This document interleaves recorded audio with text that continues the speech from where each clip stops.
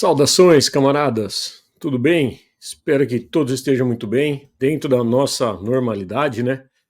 E aí, nós estamos aqui hoje para mais um vídeo, mais uma aula que a gente vai estar falando alguns aspectos que chamaram bastante atenção esses últimos dias, que a gente acabou não vendo muito na grande mídia corporativa, envolvendo uma questão bastante importante que fala sobre a água no Brasil. Eu tinha até pensado em colocar o título, né, para chamar mais atenção, como A Próxima Guerra Será no Brasil. Mas aí eu revendo, acabei colocando esse título falando sobre a seca, o cerrado, né, e principalmente aí a questão do agronegócio novamente para a gente discutir. Então, antes da gente começar, eu queria pedir para você que ainda não se inscreveu, que se inscreva no nosso canal. Isso dá uma força muito grande para a gente conseguir chegar a mais gente, né? Deixa o seu joinha, compartilhe esse vídeo nos seus grupos de WhatsApp, nos seus grupos de Telegram, nas redes sociais, e ajuda a chegar essas informações a mais pessoas, né? Essas informações que a gente, como eu falei, nem sempre vai encontrar por aí. A ajuda de vocês ela é fundamental nessas trincheiras também virtuais. Então vamos lá. A primeira coisa que eu queria colocar para vocês, falar um pouquinho sobre a água. Não quero que seja uma coisa cansativa, mas a gente precisa falar algumas coisas. A água é um recurso natural finito e está sujeita a contaminações com poluentes, medicamentos, agrotóxicos. Isso daí, inclusive, já falei em outros vídeos, né, em outros artigos que eu escrevi também. Então, quem não viu, dá uma olhadinha aí no nosso canal. Tem vários vídeos falando sobre isso daí. E essa água, ela fica armazenada, a maior fonte de água potável que a gente vai ter, exatamente nos aquíferos. O que chama bastante atenção no nosso caso é o aquífero Guarani, que ele é um aquífero transfronteiriço, né? 2/3 dele está localizado no Brasil. Só que nós também temos uma parte, esse 1/3 final, né, no Paraguai, no Uruguai e na Argentina. Só no Brasil, ele ocupa os estados de Goiás, Mato Grosso do Sul, Minas Gerais, São Paulo, Paraná, Santa Catarina e Rio Grande do Sul. Sendo que o estado de São Paulo, para a gente ver a diferença, a discrepância no consumo, né, é responsável por 80% da água extraída. Esse aquífero, estudos falam que ele abastece cerca de 90 milhões de pessoas.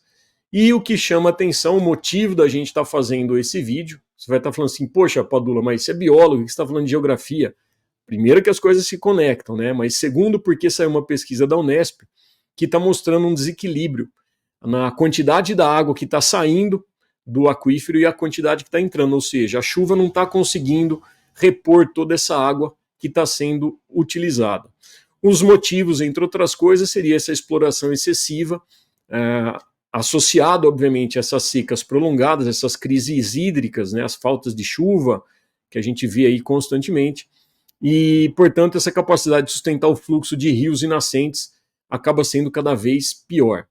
E o que o cerrado tem a ver com tudo isso? Aí a gente começa a entrar num aspecto importante para a gente linkar esse estudo que é alarmante e a ação que nós estamos tendo no nosso país.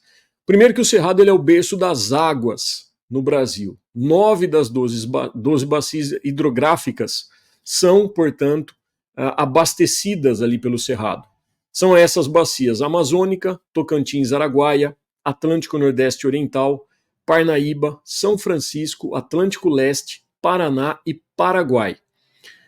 Abastece também o bioma Pantanal, sem contar que é o cerrado também o responsável direto pela geração de grande parte de energia do país, uma vez que nós temos aí essas hidrelétricas, principalmente fonte de energia no nosso país.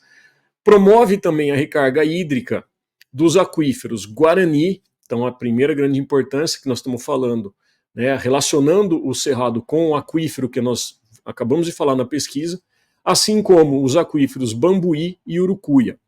Ao mesmo tempo, o que chama atenção para a gente fazer o link é que esse bioma é um dos mais ameaçados no nosso país. Já perdeu, nas últimas décadas, aí, mais de 50% da sua área original. A gente ouve falar muito da Amazônia, não que não seja importante, a gente vai falar também da Amazônia hoje de novo. A gente esquece, né, um pouco da Caatinga, dos Pampas, né, de toda a Mata Atlântica, aí, o resto que sobra dela, né, enfim. A gente ouve falar principalmente da Amazônia, mas o Cerrado tem um papel extremamente importante. E esse Cerrado, portanto, ele sofre dois processos de transformações que a gente chama de transformações simultâneas. A primeira delas seriam as áreas antropizadas, ou seja, que o homem já desgastou, que o homem já desmatou, e que se transformaram em pastagens e que agora se tornam lavouras, que é o caso principalmente em São Paulo, Minas Gerais e Mato Grosso do Sul. O Map Biomas, inclusive, vou deixar a descrição no vídeo também, ou no podcast, quem estiver ouvindo no podcast, falando um pouquinho sobre essas informações, porque eles constataram que o clima nessas regiões, novamente, São Paulo, Minas Gerais e Mato Grosso do Sul, já se elevou em 1 grau Celsius e deixou essas regiões 10% mais seca em função dessas alterações nesse bioma. O segundo grande processo de transformação são as novas lavouras, né, avançando sobre essa vegetação nativa, principalmente na região chamada Matopiba, que a gente vai falar um pouquinho, né, desse acrônimo aí, que é Maranhão, Tocantins, Piauí e Bahia. 67% da vegetação nativa do Cerrado ou melhor, 67% da vegetação nativa desse Cerrado está nas propriedades privadas, que obviamente elas têm que seguir legislações ambientais de preservação, mas a gente sabe que isso daí não acontece. Não à toa o bioma mais ameaçado que a gente tem hoje em dia. Em 2023, por exemplo, ele foi o bioma líder de desmatamento. E aí vem a pergunta, né? Mas por que então que o Cerrado está ameaçado? A gente vai trazer mais alguns dados, mais algumas porcentagens aqui para a gente compreender o que está acontecendo no Cerrado. 60% da produção agrícola do Brasil é no Cerrado. Lembrando que essa produção nem sempre é de comida, ou seja, é só uma pequena porcentagem, menos de 30%, que o agronegócio gera de alimento. O restante são commodities. E para ilustrar isso, nós temos que o Cerrado ele abriga principalmente produções, né, os grandes latifúndios de soja, milho, algodão e cana-de-açúcar, que são vendidos para fora principalmente. 78% dessas produções do agronegócio no Cerrado vão utilizar os chamados pivôs centrais de irrigação. São aqueles pivôs gigantes que a gente vê aí na foto, que vão formando verdadeiros campos de irrigação, né? Sugando, obviamente, consumindo toda essa água, distribuindo para poder abastecer e poder gerar essa rentabilidade nesses campos. E é o agronegócio, é bom a gente lembrar, que consome 72% da água de todo o Brasil. Ou seja, só 40% dela vai para essas commodities. Então, 40% dessa grande porcentagem que o Brasil utiliza, extrai de água, é utilizado nas commodities. Sem lembrar que desses 72% do agronegócio, grande parte disso é desperdiçado. Então, se a gente está falando em falta de chuva, se a gente está falando em regiões que não tem água, mais um motivo para a gente ficar esperto. E para a gente ter uma ideia do que é o consumo do agronegócio. Falando em commodities, eu peguei aqui um exemplo da soja.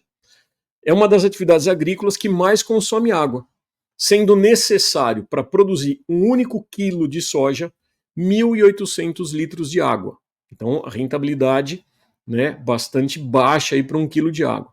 Se a gente expandir isso para a agropecuária, obviamente, não vou nem entrar na discussão hoje aqui, porque eu já falei em outros momentos também nos vídeos anteriores, né, na questão da redução do consumo de carne, por exemplo. Mas olha como que também é preocupante. Para realizar a produção de 1 quilo de carne de boi, que chega lá na prateleira do mercado, são utilizadas 15,4 mil litros de água. Então a gente também tem uma grande quantidade absurda, né, na produção da carne. Então sobre essa questão inicial aí, a gente tem que falar também do Matopiba, né, que é a chamada nova fronteira agrícola, que compreende 30% de toda a área do Cerrado. E aí a gente falou, né, nessa última década, perdeu 60% da vegetação nativa, né, a região do Matopiba, perdendo aí, portanto, na última década, nos últimos 10 anos, 60% da vegetação nativa.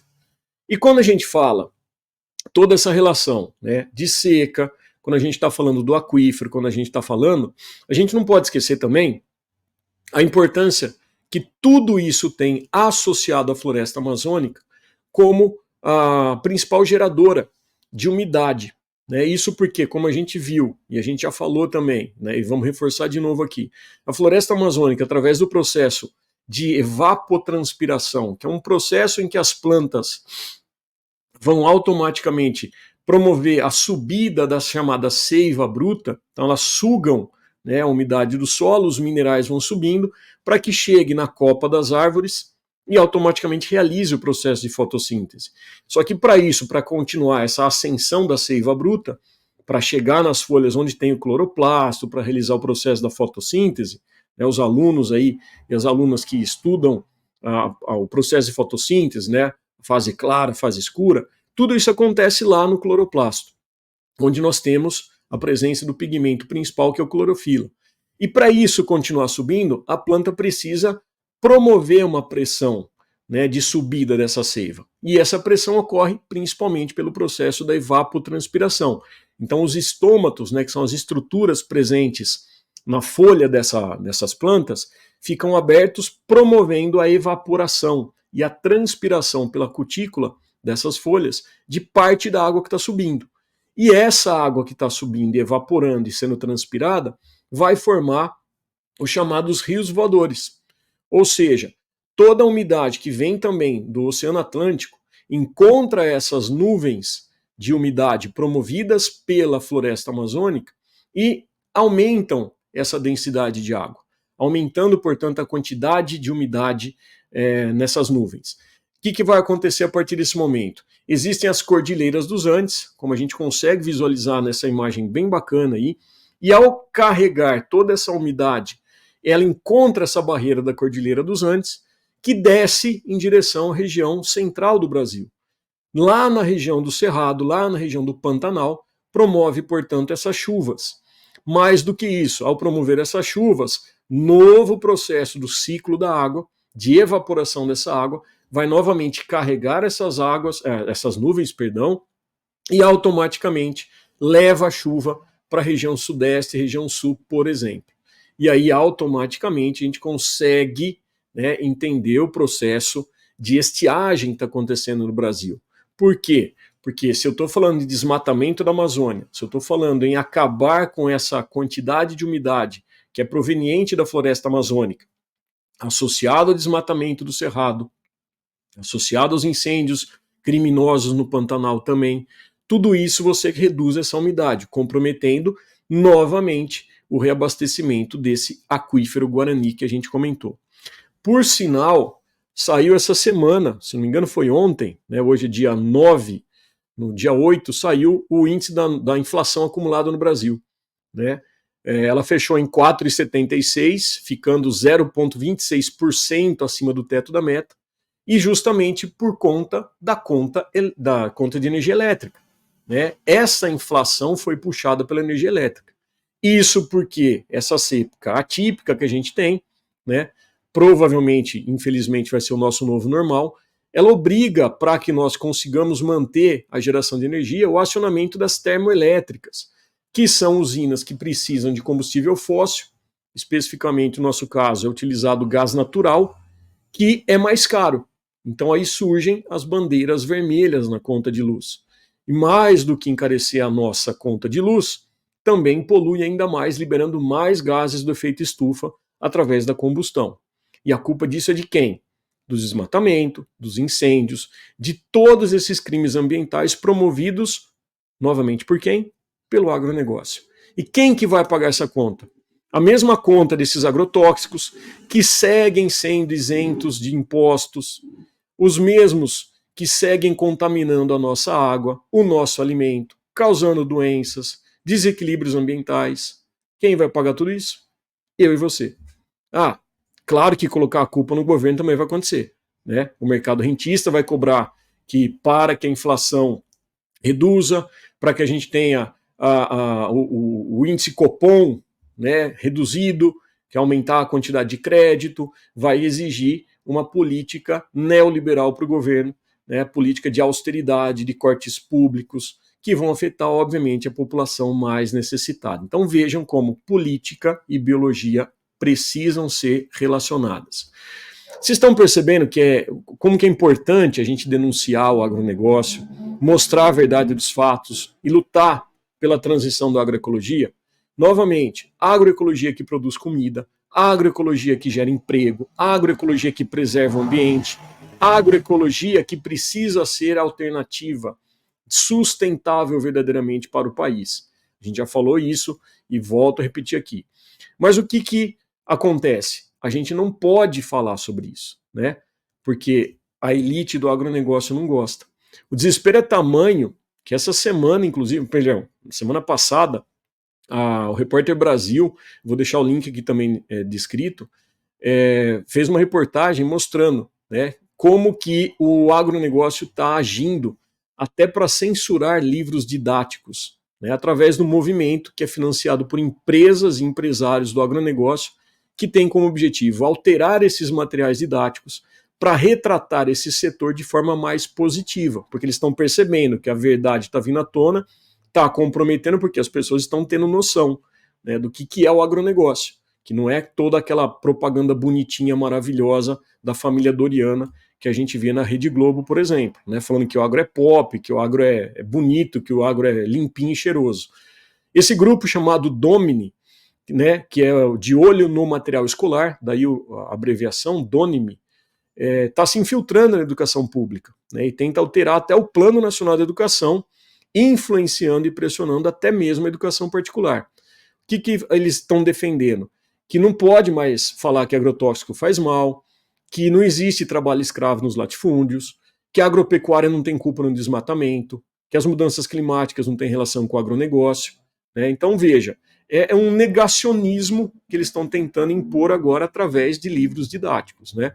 Afinal de contas, quem que está por trás disso tudo? A lista dos financiadores, né? São associações como a Associação Brasileira do Agronegócio, a ABAG, que representa companhias como a JBS, a Cargill, o Itaú e a Cosan, a CropLife Brasil, né, que é uma das maiores representantes dos maiores fabricantes multinacionais de agrotóxicos, ou seja, a gente está vendo o que está por trás de tudo isso, né? Mas ninguém ficou sabendo, né? São esses grupos aí que já se infiltraram ali, já tiveram reunião com o presidente do Senado, com o presidente da Câmara, e estão tentando, de toda maneira, censurar, né? Resumindo, seria a versão atualizada daquela criminosa e famigerada Escola Sem Partido, né? Então eu vou deixar novamente esse link aí na descrição, leiam essa reportagem, ela é bastante interessante, tá bom?